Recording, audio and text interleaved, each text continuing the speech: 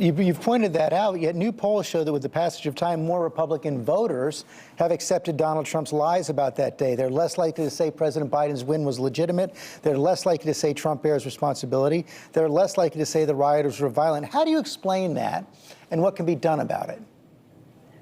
Well, the 28% is the 30% that believe Trump no matter what. But again, the fact is the narrative on this is becoming clearer and clearer.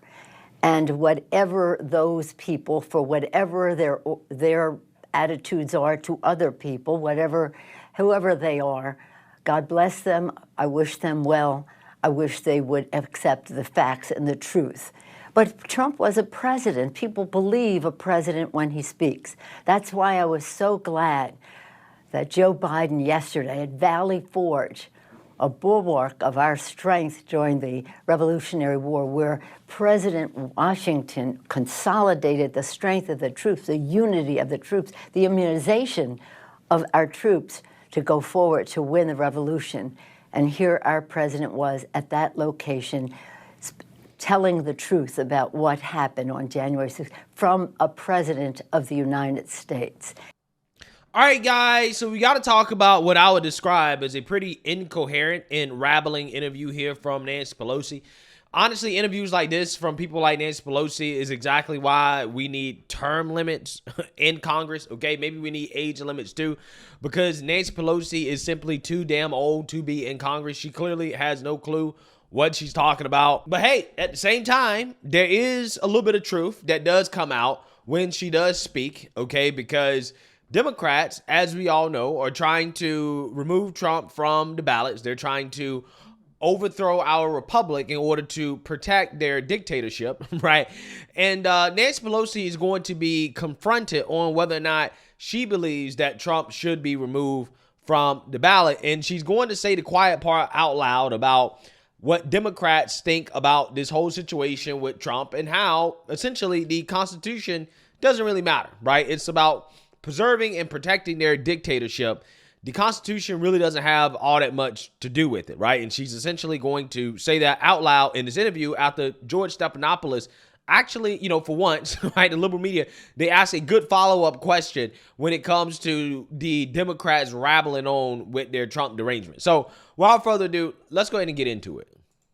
You have the trials that could take place with Jack Smith's investigation. You also have the Supreme Court taking up this challenge to President Trump on the 14th Amendment. Do you believe that Donald Trump engaged in insurrection? Yes, I think that he engaged in insurrection. I think that he incited an insurrection. And again, that he would not stop what was going on. As his own people said, this is your legacy. Smoke coming from the Capitol is your legacy. Well, let's be real. Trump did try to stop what was happening. However, social media went out of their way to delete the things that Trump was saying, the messages that he was putting out there to the protesters, telling them to go home. In fact, they deleted it, saying that it was inciting more violence for Trump to tell the protesters to go home. So again, it's damned if you do, damned if you don't, right? Trump says be peaceful, okay, at the rally, okay, before the people marched over to the Capitol and then were incited by police and law enforcement and others to then, get violent, in which, a vast minority of them were violent, a vast majority of them were peaceful. But it doesn't matter what Trump says, right? It's damned if you do, damned if you don't. They're going to say he participated in insurrection and he incited it, even though clearly we have evidence to the contrary, right? And when it comes to, Trump's role in regards to, trying to stop what was happening at the Capitol, he put out messages in order to try to get people to go home and to calm down, and social media deleted it, right? So again, it's just so funny how they try to essentially rewrite history in regards to what actually happened that day. It's pretty fascinating stuff. But the real question that should be investigated is, why was Capitol Police, which, at the time Nancy Pelosi is essentially the head of, why were they so woefully underprepared? And why is it that although Capitol Police or the Capitol Police Chief was calling for backup, the National Guard at the time, why is it that they failed to show up in a timely manner? And also, Trump himself alleges that Nancy Pelosi was essentially blocking the National Guard from being mobilized before January 6th. Your book seems to support the theory that has been put out by Republicans that Nancy Pelosi and her staff chose political optics over protecting the Capitol in the days running up to January 6th. Where is the proof that they were behind not allowing the National Guard to come? Well, I think you can look at it from a couple different aspects. One, when I went to ask for the National Guard on Sunday, January 3rd, it was her, Sergeant-at-Arms, Paul Irving, that denied the initial request, citing a concern for optics. I think there was a well-known concern that she had referred to federal agents and National Guard on city streets during the 2020 protests as stormtroopers. So I think that was some of his concern associated with that. And then you also got to look at the oversight structure that they had in place for the Capitol Police. One, I'm the only police chief that I'm aware of in the United States of America that has a federal law preventing me from calling in federal resources both before an event and also while I'm facing an emergency like I faced on January 6th. Those are laws put in place and voted on by Congress. And also when you think of the oversight put in place for the Capitol Police, it's political oversight that reports to political parties within Congress. No matter how you cut it, when your oversight of a police department is reporting to a political party, that's a recipe for disaster. This is so explosive, the accusation that you make, an allegation in the book, that this was Speaker Pelosi acting politically. We reported on this back in December as well, that this is what you said that she did. I go back to this question.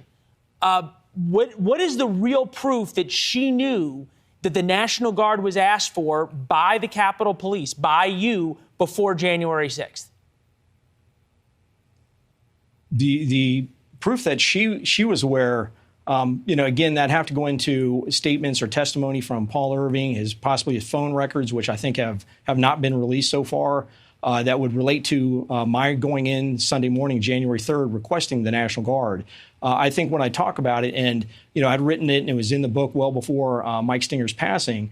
When I went and talked to Mike Stinger and said, "Hey, Mr. Stinger or Mike," and I asked about, when I went to go see him on January 3rd, he so quickly turned around and asked for me to call the director, the commanding general of the National Guard. It made me think he had some heads up I was coming. When I asked him about that, he specifically said Paul Irving had called him in advance of me arriving, said, "Son is coming." He came to my office asking for the National Guard. Speaker Pelosi is never going to go for that. We have to come up with another idea.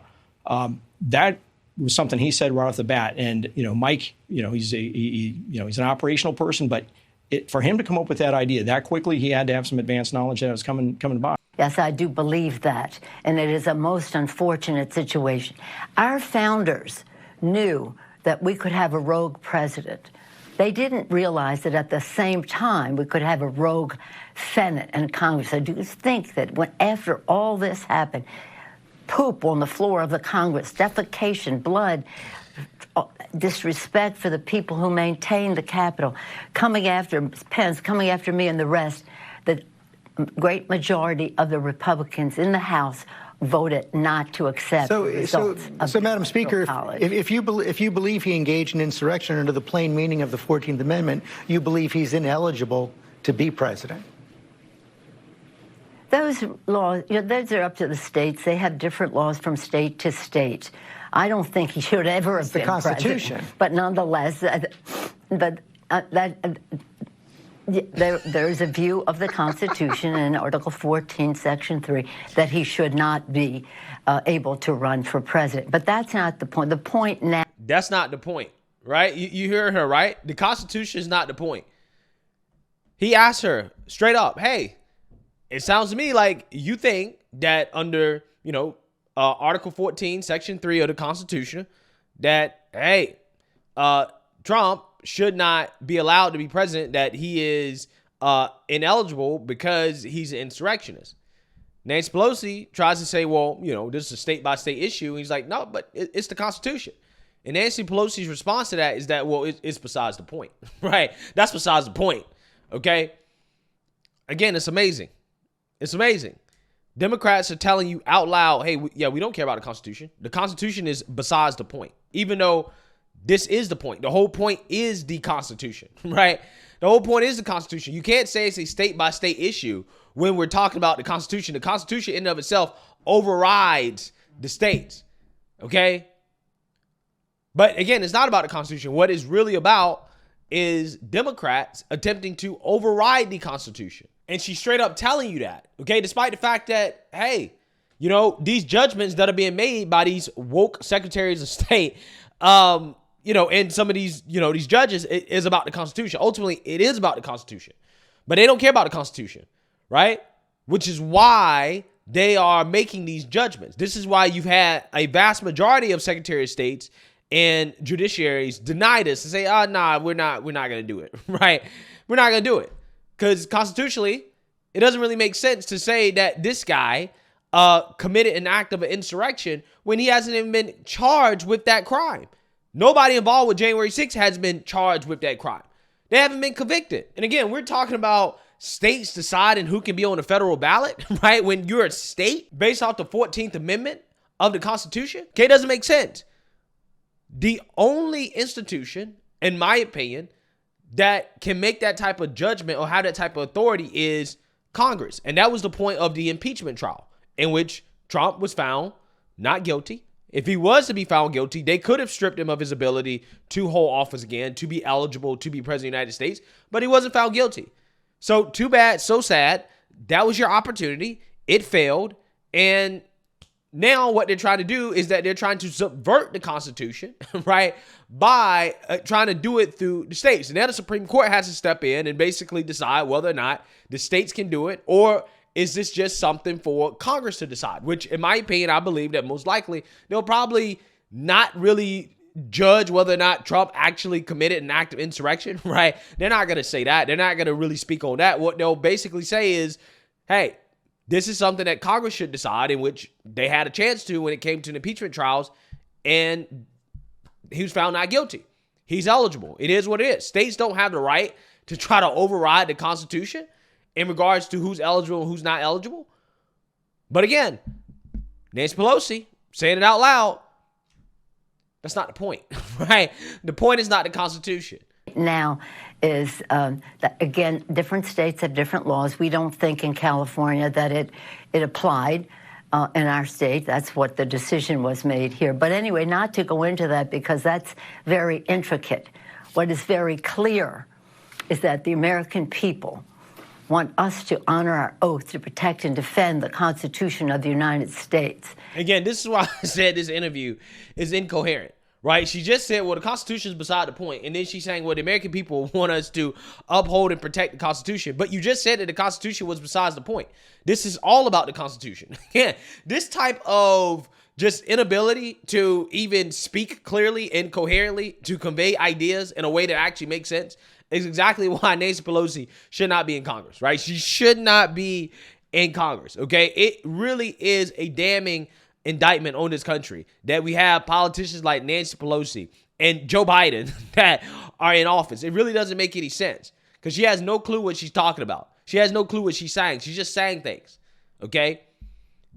And it's really embarrassing and it's sad for this country that Congress and the White House has essentially become a nursing home. I, being from Baltimore, I'm proud of the national anthem. And in it says, proof through the night that our flag was still there. We have to prove through this campaign in the night that our flag is still there with liberty and justice for all, and not have an acceptance of Confederate flags under Lincoln's dome, with a president sitting in the White House doing nothing to stop the violence. He talks about the big steal as he engages in the big lie. Wow. Incredible stuff. Absolutely incredible. Again, like I said, man, term limits, okay? Interviews like this, I actually watched the whole thing.